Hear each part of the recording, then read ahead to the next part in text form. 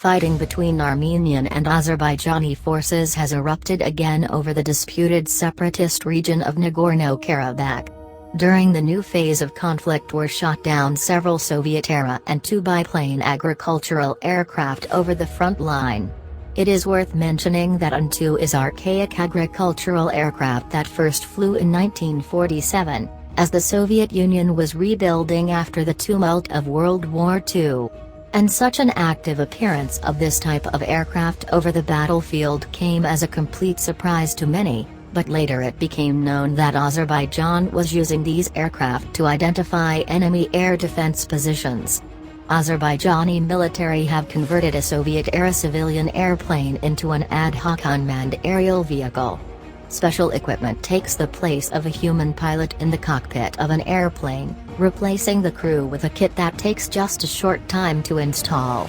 At the same time, new satellite imagery showed that Azerbaijan deployed more than 50 An-2 biplane aircraft to Yevlakh airport.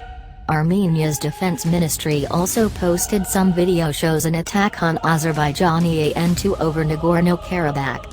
The fighting that started 7 days. In a televised address to the nation, Aliyev said that there are losses among the Azerbaijani forces and the civilian population as a result of the Armenian bombardment, but didn't give further details. He also claimed that many units of the enemy's military equipment have been destroyed.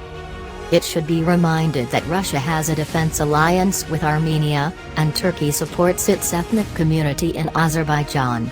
Authorities in the Armenian-majority region of Nagorno-Karabakh in Azerbaijan claim that 85 of their soldiers were killed in clashes with Azerbaijani forces. The Armenian Foreign Ministry said the pilot of the Soviet-made Su-25 died after being hit by the Turkish F-16 in Armenian airspace.